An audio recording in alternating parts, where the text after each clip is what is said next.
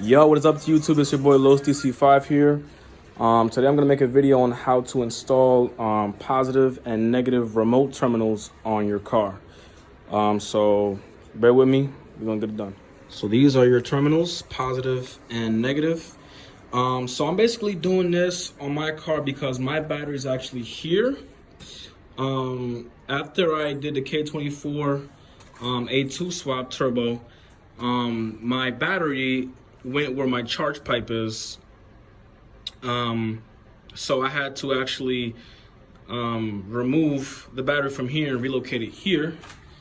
And obviously, like, my bumper's covering it, so in order for me to jump start it, I gotta finagle wires here from the side and everything, or ultimately remove the bumper. So with these guys, I'm actually gonna make holes in my cowl. I already pre-removed it, by the way, on RSXs. It's just this clip here, that clip there to remove this section, and then obviously for that section you gotta remove the wipers, wiper arms. But then you just like remove those two black clips, and then you just pop it out, and it just comes right out this section. This is actually where I'm putting my terminals, positive here and negative there.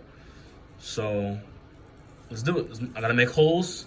I want to use a step drill bit to actually make the holes wide enough to actually feed these guys through, and then we'll wire it with my power wire that I got here to the battery. Here is the positive terminal. As you can see, I used a step bit. You get these from Harbor Freight, super cheap, inexpensive. And I basically use this guy, that guy, to make holes in the cowl. And as you can see, this actual terminal comes with a locking securing nut that goes behind there. I don't know if you can see him. And you basically just make the hole, feed the terminal through, and then there's a securing nut that goes there. And easily from here, I can actually route the power wire that I got to the back of this. Instead of having to make like a hole, make a hole on your terminal, on your firewall, you know what I'm saying?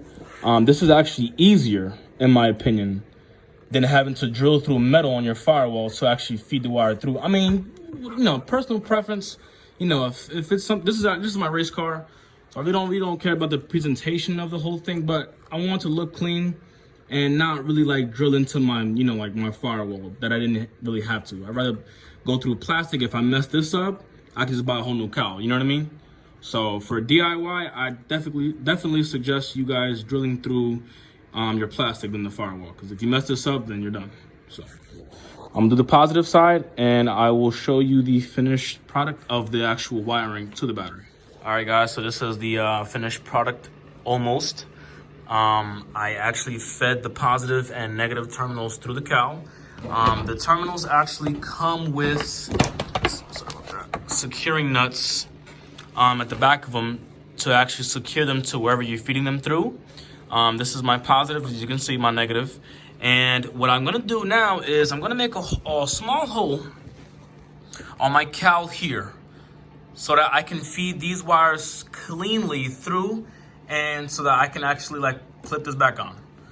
So that's what I'm gonna do now. I'm gonna use the step drill bit that I got here to make the hole up here on the cowl, so I can then feed the positive and negative through here under the fender.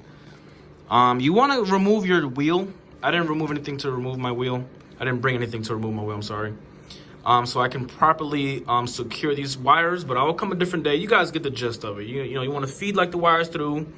Find a spot behind the wheel, on the wheel well, so that you can actually secure these positive and negative wires so they don't rub the tire and cause any issues later as far as trying to jump the car or whatever, any broken wires, whatever. And then you're gonna just simply connect your positive, so your positive terminal like that, and then same thing with the negative. You're gonna want to just like hook it up here, boom, to your negative terminal, and that's it, done. And I'll show a video of it charging up the battery. This is actually a new battery that I got. I changed it out for my old beat up Bosch one, as you can see right there. My mess with tools, my bumper. Yeah, I'm gonna show you the actual finished product. This is the finished product.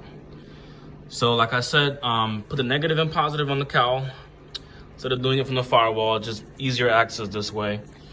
I actually adopted this idea from Sergio, Surge Motive. Make sure you guys watch his channel.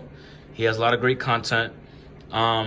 He actually mentioned this on his car, but he didn't really, like show you how to do it.